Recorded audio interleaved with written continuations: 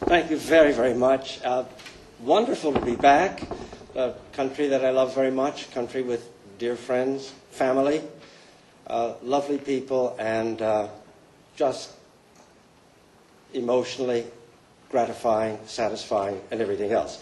I'm a little embarrassed this morning because every time I come there's something somewhat gloomy going on, and in fact gloomy throughout the academic world. And part of what I wanted to say this morning was almost, or at least creeping towards something that might be optimistic. And I thought that was not the right approach, perhaps. So I will minimize the optimism and try to stay a little more with the gloom, because that's what we in academia have enjoyed for about 800 years. We like to do that. And so I am reminded of this particular story. You imagine a Shabbat morning, family is going to shul, parents and a young son, and the rabbi gives the drash of the morning, the commentary on the Torah portion, and the young man, who's there for the very first time, but of an age in which he can actually understand what is being said, is stimulated, excited, this extraordinary experience, the rabbi discoursing on the matters of deep spirituality. He leaves the synagogue with his parents. He can't get over what a marvelous experience he has had, but he notices his parents say nothing. In fact, there's a scowl on their face.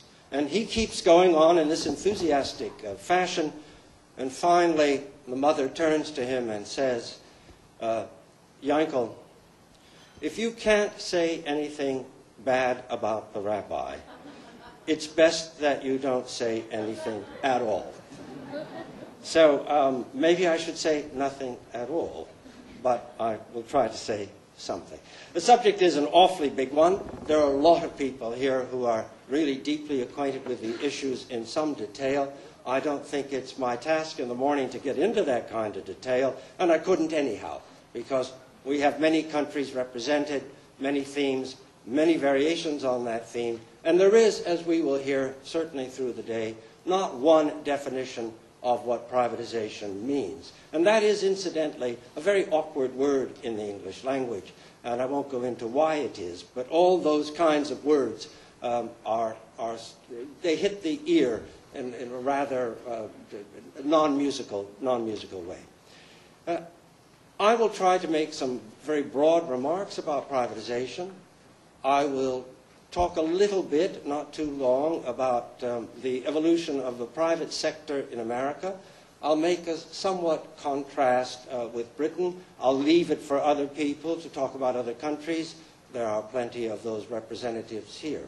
One major point will certainly be that the universities of the world are today or moving in a direction in which they are really neither private nor public. And the more characteristic form that we are going to find is a composite, a mix, not one kind, not one form, but different kinds of mixes. I am not the only one to say this. Dan Levy, who's here, has written about that. Other people have, but I will perhaps make a slightly different argument in that I would like to suggest that in the American case, the private university was also a public university almost from the start.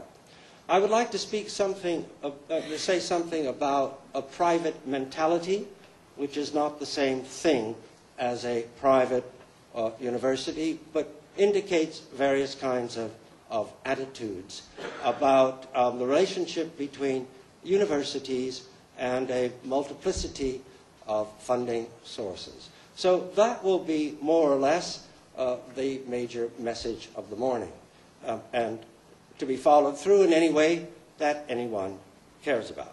So our subject is privatization. We've already had opening remarks about that. I won't go into a lengthy definition. I think that is not necessary, but a pragmatic one. And privatization is a process. It's a procedure. And I will define it as a process in which universities seek funding from a great variety of sources, of which many countries know that the state has been primary, and the state still is primary, and the state will remain primary. So that has to be dealt with. But a variety of sources to do what? First of all, perhaps, to replace monies that were expected from the state. Secondly, to add programs, teaching, research projects, services that were not funded to begin with, or in some cases to be used for capital outlays, to build buildings and so on. That's well known in Israel. There have been private sources for construction here. Many of the campuses have that. The Technion is no stranger to the attraction of non-governmental money. American Friends of Technion, a very active society indeed. So it is a process which may not end up creating a private institution, but may end up creating an interesting composite or hybrid. Today, there are a number of American public universities of considerable distinction which have lost a great deal of the state funding they had had and which have been moving in a privatization direction. Just very quickly, the University of Michigan, a really important American university, the model, in fact, for quality public education, higher education in the state of California, the University of California at Berkeley, my institution, was modeled on Michigan when it was founded in the 19th century. Michigan receives perhaps 10% of its budget from the state of Michigan. That's all. Virginia, another distinguished American university, usually ranked in the top 10 research universities in the United States, receives 13%. Wisconsin, a little bit better, some 25%. The University of California as a whole, the system as a whole, there are 10 campuses, maybe a third, but I suspect less. So we see that there's quite a loss of state assistance in the public sector in the United States. That has to be made up in some way. Last year, or at least 4 years ago, the figures I have from 4 years ago, of 20 of the largest annual privatization efforts in the public sector in the United States, the public universities acquired half. So you hear about the Stanfords and you hear about the Harvards, and you know that their endowment bases are huge, but in the fundraising activities, the state universities are really deeply involved in those markets. In some instances already, the professional schools within public universities, law schools, medical schools, business schools, those sections of a public university devoted to those subjects are already charging tuition that comes up to be close to that of the private sector professional schools. At Berkeley, that's certainly the case. I was astonished when I heard what the law school on the Berkeley campus is charging now. It really is charging a private university tuition. So we're well advanced in this problem.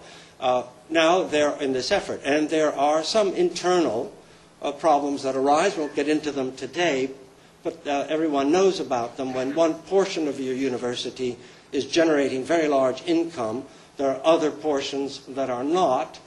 Academic salaries can reflect those disparities. What does that do for the cohesion and the morale, the sense of the unity that the word university almost implies? Americans have been living with this for a very long time, but that doesn't mean it's an easy issue. Those institutions which are living with it now for the first time are facing the adjustment problems. Well, you know very well what the causes of the privatization efforts are. They were alluded to this morning. I'll just quickly say them again, and we'll hear more. We'll hear it, I know, in other papers because I've seen it there. We find that the basic reasons, no one in this room is surprised to hear it, is that government money has cut back. The scarcity issue, there are a great variety of tasks that modern governments ensue. There's a question about how much they wish to tax their populations. There is some discretionary income really required in a modern society. There is a consumer base to modern society that has to be respected. There are health needs, crime, infrastructure, and so on. Higher education has to compete with all of these other social services. That makes it difficult because there are pressures on government to handle these other social problems. We know, this was said as well, that whereas universities, that is the elite sector of higher education, was once educating 1 to 2% of the available cohort historically. That's all you had until the 20th century. Even in America, 100 years ago, maybe 2%, maybe as much as 4%. It's hard to get the exact figure. We're going on to higher education. Now we talk about mass higher education. We define that as above 15% of the cohort and so on. Those figures are climbing. A lot of expenses involved there. We know we have to replace expensive medical equipment, technology, the high-tech universe, very demanding of resources, medicine, so on, cutting-edge science, the buildings, the equipment, everything that goes with it. So we know what the causes are of budgetary cuts and pressures. And to a certain extent, we have to live with that. But universities are really essential to the lifeblood of modern societies. They are the engines of modern growth. They are desperately important in Israel. Professor Tadmor has made that point repeatedly at meetings that I've been with, that the difference between Israel and its surrounding countries is the brain power generated by the university system and the higher education system. So that is simply not even debatable.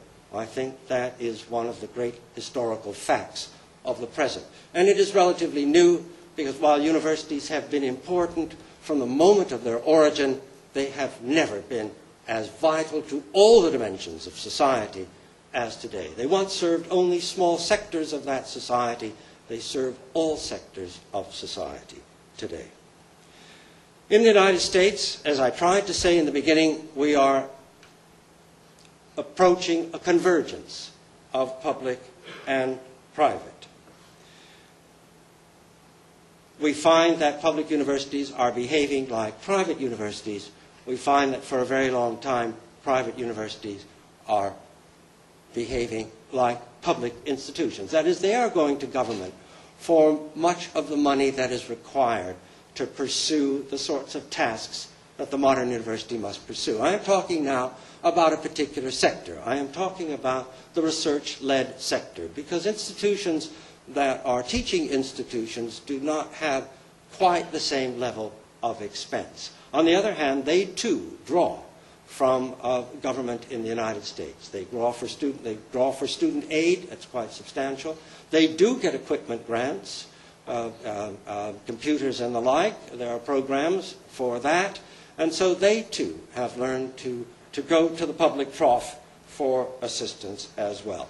A curious case in the United States, one university, Cornell, upstate New York, founded in the 19th century, a very interesting history, was founded as both a private and a public university. It retains that status to this day. Part of the university, parts of the subjects are in the private sector, parts of it fall into the public sector. I think the agricultural school does. Dan, is that correct? I think it's the agricultural school that is in the public sector, following a pattern established in the 19th century of what we call land-grant universities, where the federal government gave land that could be used to build universities, but also sold and used for universities. Berkeley is a land-grant university. Cornell is both a land-grant and a private university. So that is quite an interesting hybrid. And you will find that all around.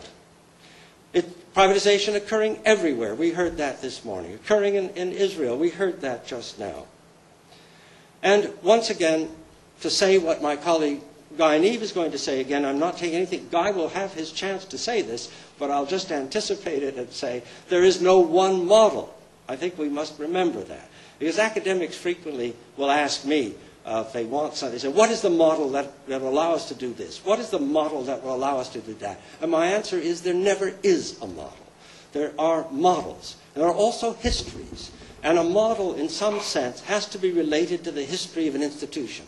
It has to respect the unique qualities of that institution. If it fails to do so, it loses a really deep element of morale, unity, or organic consistency, something deep in the heart of the institution which helps it continue on with a unique identity. So I hope that anyone here today,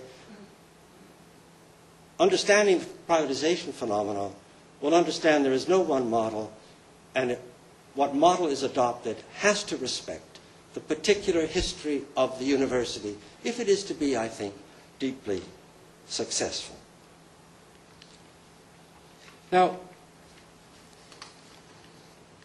let me make a few points about the history of the private phenomenon in the United States and a little bit of a contrast with Britain. Just not too much of a digression, but just a few points because I think it is really quite interesting. The first point to make is that the whole notion of a private university is very, very late historically. Universities founded in the 12th century.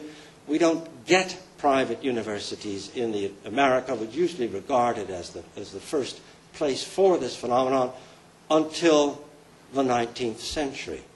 And then we get it in Latin America, and we get it in Japan in the 20th century, and in Brazil, and now we've heard spreading all over Europe as well. But until the 19th century, there is no such a thing as a private university. We do not find in the history of universities that academic people are talking about a distinction between public and private. In fact, we don't find in general cultural life people speaking about private behavior and public behavior almost until the 19th century, with some anticipation in the 18th. People lived in public. People thought of their lives as taking place in public. They didn't think much about privacy. And incidentally, historians love to digress, and I won't, but if we were looking at the history of architecture, just even the history of the private bedroom, you would see what I mean quite clearly. That this comes about very, very late. America in the 18th century only had public universities. It didn't call it that. But each of the colonies had a university funded by the colonial legislature and chartered by the English crown.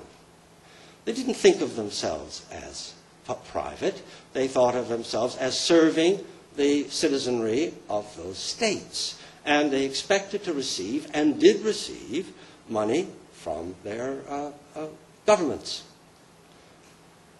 And throughout history, universities expected to receive money from some central authority in society, either the states of the medieval period, or dukes, or royal princes, or the churches, and they would take anything. They would take endowments, they would take suppressed canonries, gifts of silver plate, stained glass windows, whole churches, land, windmills, and fish ponds. Whatever you wish to give a university, they were willing to take it. Okay? And in America, one of the state universities was even funded from the proceeds of the fur trade that the state engaged in. No one spoke about public or private. No one thought about public or private. No one knew the meaning of those words.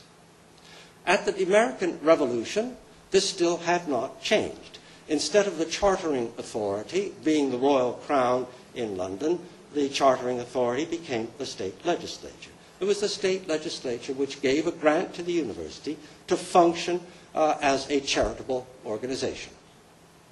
So when do we actually get a private university, and how? And how does that happen? It happens accidentally. No one planned it. It happened in a most curious way, and that is it happened at the Colonial University College of Dartmouth in the state of New Hampshire, a well-known American Ivy League institution today.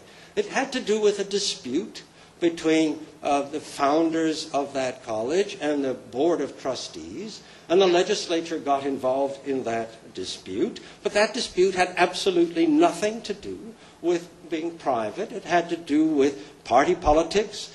It had to do who was running things. It had to do with control. But as these matters can happen historically, it got out of control. A series of lawsuits were brought. It ended up in the National Supreme Court in Washington after going through lower courts.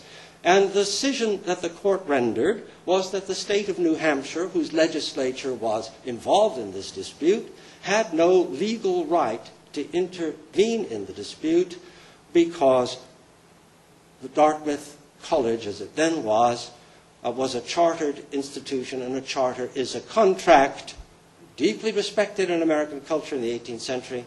The whole American Constitution is a contract, and that the state of New Hampshire had violated that contract. So what happened? 1821 is the date we're talking about. Nothing happened. Historians have gone into this. Nothing happened. The state of New Hampshire and the relationships with Dartmouth continued on as before, with Dartmouth asking for money from the state to support it. This was the case with Harvard, which got money from the state of Massachusetts, and from other American universities as well. So where does the private come into this? It comes about, again, accidentally. It comes about in the period of the American Civil War. It comes about as an interesting shift that had been taking place. One was the growth of alumni organizations. By the later part of the 19th century, you had a rather large number of graduates of these colonial institutions. They've been operating for some time. The graduates are becoming wealthy. As the society is becoming wealthy, they're taking a greater interest in their universities. They wish to be represented on the boards. And the presidents of the university begin to understand that they have a new market that can be tapped. Also, the performance of the American government, the federal government, in the war against the South, the war between the states, indicated that the federal government was not always a very competent player in the game of funding higher education, many incompetencies, and so on. And so we begin to see the growth of a private mentality half a century after this famous court decision, which seems not to have changed very much. And even just on the eve of this change, the president of Harvard is speaking about the public role of his university and about its historic role as more or less an institution in the service of the state and society. So that is curious. We get private institutions, but we get them by default, and we get them very late. And let me suggest to you that they never give up the idea, essentially, that they still have a public role to play, and insofar as they're going to play that role, government has to recognize it and support them. Let me make an interesting, if rather quick, contrast with Britain. British situation in the 19th century was not, it would seem on paper, far different from America. Britain was a market-driven society in the 19th century. Government did not really give very much money to universities. The two leading universities of England were expected to live of their own income. They were endowed institutions with endowed colleges. The colleges were fairly wealthy, except for a few. The University of Oxford, the University of Cambridge, was not wealthy. Right? They were in central bodies with a group of professors who lectured. They conducted examinations, but essentially the colleges did all the work, and they still do the basic job of undergraduate teaching. It was the task of the university to set the examinations and award the degrees.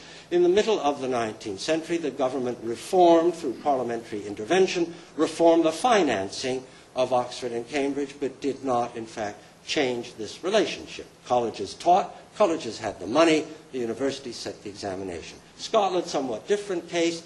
Scotland expected the state to finance the Scottish universities and pressured them continually to do so.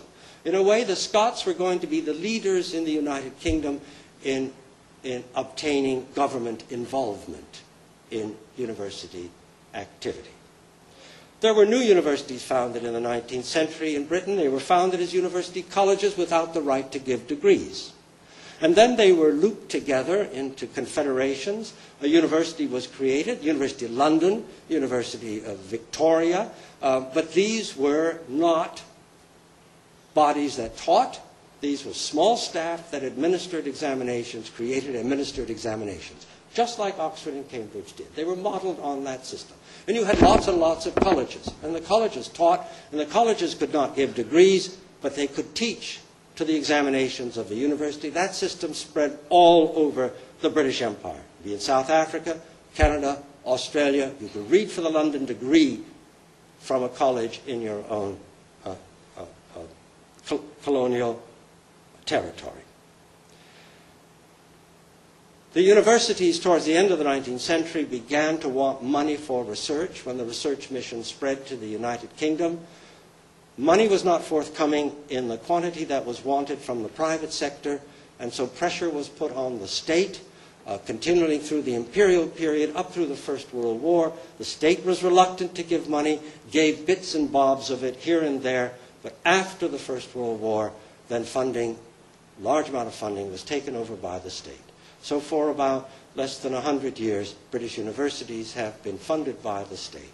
Just a few years ago, and I don't know what happened here, Cambridge embarked on a project to make itself into a private university, and there were some legal difficulties and the rest of it. Technically, the colleges of Oxford and Cambridge are charitable institutions at law, but the universities have public function. It's a complicated legal situation.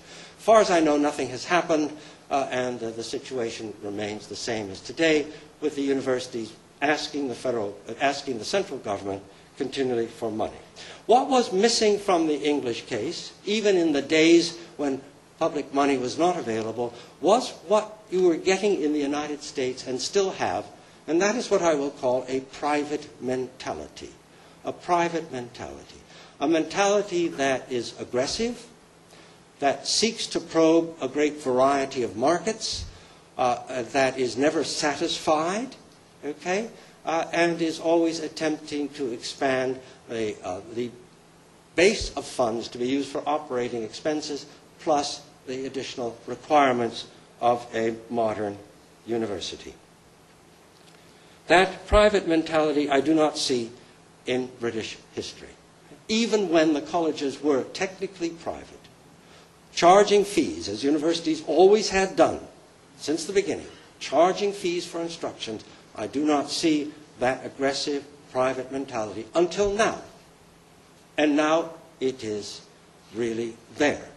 There is fundraising, and fundraising overseas following the American model. Even my college at Cambridge University, King's College, even gets its undergraduates to phone me long distance to ask for money. I've decided to give my money to the Israeli universities instead. So much for the loyalty of the alumni. And in Germany, well, there are others who can speak about Germany, which was, of course, celebrated for its intellectual achievements and the model for all research universities everywhere. They became really funded by the state rather heavily only towards the end of the 19th century. My colleague, friend, Torsten Niebaum can confirm that. Most of the time the students paid fees, paid tuition fees. But once again, the professors certainly could lecture in their specialties, but the examinations were set by an outside body, and I think they still are, by the lender. And until that point, the financial needs of universities were limited. They were essentially teaching institutions or training for the professions. The vast sums that are really required for research to be undertaken were not there, were not simply there. So gifts, endowments, tuition costs, that could do the trick. That could take care of whatever was needed to fund a university. All that changed in the 20th century. The unparalleled involvement of universities in fighting in 2 world wars. I would not underestimate that. That really brought universities close to the state and the state close to the university. Stanford's brilliant success in Silicon Valley is based on the money given by the Office of Naval Research during the Second World War to the San Francisco Bay Area to build up an electronics infrastructure. And on that basis, Stanford, with a certain amount of very talented leadership, was able to move after the Second World War into the dominant position it holds today. It's a rather miraculous story, but it was not possible without the federal government in Washington building that infrastructure to fight that war in the Bay Area. So I want to stress the military naval involvement of the state in building up the strengths, financial strengths of universities. After the war, Britain, America, other countries, hundreds of thousands of veterans came into the university world, and it began to really expand. And private universities, which I always sort of suggested, expected certain kinds of public money, now expected more, and plugged themselves into the national economy. Institutions like Harvard that were through the 1920s and really up to the Second World War were really local institutions serving New England or serving the Boston Bromate, now became national institutions drawing from all over the country. That became the model. After 1945, interestingly enough, Jews and Roman Catholics started to attend Harvard and other Ivy League institutions. They had been excluded all through the first part of the 20th century by the numerus clausus. I won't go into the history of anti-Semitism in the American universities, private and public, but it is serious. The story is there. It's not a very pleasant story. People don't associate it with America, but it is there. Now it is, of course, profoundly different, and Harvard has even had Jewish presidents. And the old Boston Bromate thrown out of the boards and have lost their historic role.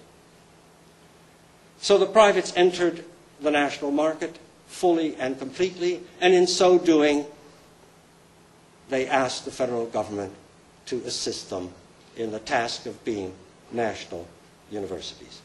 Privates entering the public realm, publics entering the private realm. And this has started to happen in Europe, and I will now refer to the recent wonderful work of a colleague known to many of you here, America's leading sociologist of higher education now, Burton Clark, who would be here today, and I think speaking for himself, were he not now finding it difficult at his age to travel. But he has studied 5 public-private hybrids in England, Scotland, the Netherlands, Sweden, and Finland. And he has concluded of these 5, and he's now expanded the study to more, that they have been inordinately successful. All began from a different base, but all were state-funded, completely to begin with. No two are the same, but the leadership on the campus exhibits a mentality that I have called private, a willingness to take risks, a willingness to innovate, a willingness to take the lead in securing funds from a great variety of sources, from industry, from tuition, from gifts, from philanthropists, and so on. Leadership, really crucial, but let's define that carefully, and let's define that in terms of what Bob Clark has actually seen. He has not seen in these institutions what we in academia disparage as the managerial style. The managerial bureaucratic style, which is so much hated by academics, and indeed I hate it myself. But he does not find that style there at all. He finds leadership cooperating with the professors, with the faculty completely and totally, bringing students into the story whenever needed and necessary. And there is a point in the sociology of universities, there is a point to be made, and that is that innovation starts at the bottom of the institution. They are what are called in the jargon bottom-up institutions. That's where discovery is made, that's where teaching takes place, that's where the talent in the university lies. And the top recognizes the bottom, brings the bottom together. Sorry, I keep banging this in my excitement. The top brings the bottom together and they work together through various kinds of organizations, senates, committees, faculties, whatever the structure of the institution. Modifying that structure is needed. Sometimes the old faculty structures don't work well, and you need to have an institute of another kind. Sometimes the departmental structures don't work well, and you need to create different kinds of units. But the point is that everyone in these institutions that he has studied is working together. Sometimes the leading ideas are coming up from the bottom and recognized and accepted by the top. Sometimes the top has the ideas, and they are spreading it through the rest of the institution. And what I am struck with in these empirical studies is the enthusiasm in these institutions, the positive mentality in these institutions. The students are caught up in this story as well. The message has gotten out that we are not people or an institution that lives with a beggarly mentality. We are people who will not wait for the money to come to us. We will go out and get it. Only one of these institutions can be technically called private, and that is Chalmers Institution. Chalmers, as we would say in English, a Scottish name because it was founded by a Swedish Scot, a Scottish Swede in the 18th century. Chalmers Technological University in Gothenburg is private, but it became private with government assistance.